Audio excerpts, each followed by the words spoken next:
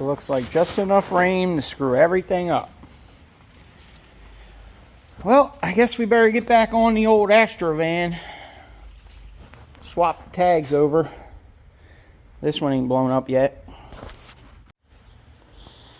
I got this waterproof patch seal. I only bought it because it was on clearance. I guess nobody was buying the white, but probably should just use paint. But we're gonna use it for some roof coating. I guess we'll get up here on the ladder.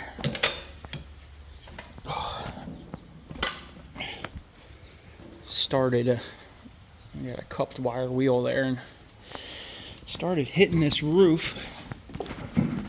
It's definitely a little punky right here, but there might be another spot over there. It looks a little rough. Oh, you see the paint, like the paint line on here? I wonder if they like tried to paint this front leading edge at one time and the paint just wore off. Probably from this, right? That one's starting to get pretty rough there, and they were like, oh, we better coat it. I did silicone the windshield. Looks like I got a little hole right there I need to finish sealing. I'll wait.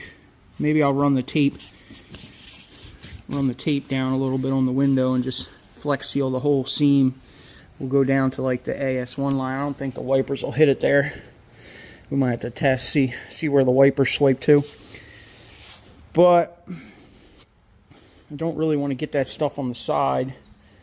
I have some olive drab green Raptor liner that I might be able to Raptor line the whole van with, or maybe I'll two-tone it. I might do white down to the body line. That way the roof stays cool, you know, at the flea market when you're out there. And then maybe I'll do olive drab down, because I think I have enough to do the whole van if I two-tone it. If not, I might have to buy some more, but this is what we're doing today. We're going to work on getting this rust knocked down with this cup wheel. Get this thing taped off a little bit somehow, some sheets or something, and see if we can spray some of this Flex Seal on the roof, because this thing needs to get on the road and start making some money here. Get this mobile shed working. That's what we're into today. Let's see how far we can get.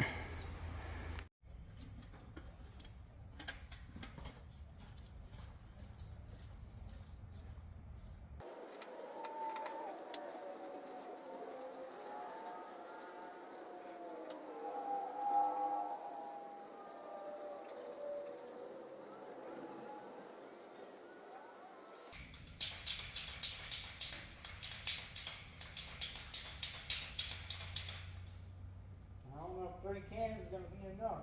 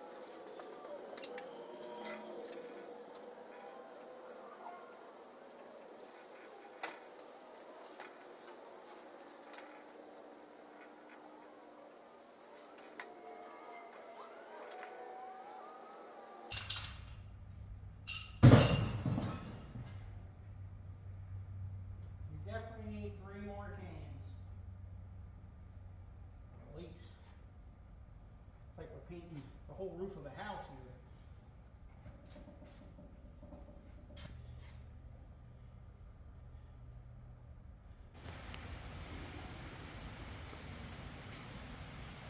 Well, it's something. 6 cans. Don't mind the dark spot. That's actually a zip tie on the light. But we dumped 6 cans up here. We got this front leading edge. I probably, in hindsight, should have scratched the windshield. Might have made that a little bit right there on the windshield stick a little better. But we still got some holes in our gasket going on. Man, these lights are messing up the camera. That's crazy. I don't know if that's going to come through. But anyway, we got a couple coats on there. 6 cans. At least we won't melt at the flea market now, so that's good. And we won't get no drips on our head. Hopefully. We still got a little bit of work on the windshield. I'm going to wait for that stuff to cure up, and then we'll get a little razor blade action going across here. Get us a nice line. Pull that off. The rest of the stuff I just pulled off wet. Hey, look, we got the perfect partition for our solar-powered air conditioner, right? Apparently, you can't paint a whole house with 3 cans, right? All right, now we got to take her home and get it with the pressure washer and put some fresh gas in it, get some tags, start selling. Look at this GM galvanizing. I mean, as long as it's not on like the exposed edge of where they stamp the piece out, or that factory galvanizing works great on the flats. I think a lot of the problems they have underneath is the edges of the metal. From after they stamp it, the very edge is just raw steel. So that's probably where all the rust comes from. Because these flat galvanized panels, man, there ain't nothing. Like, how long's that paint not been on there? Since probably like 97, right?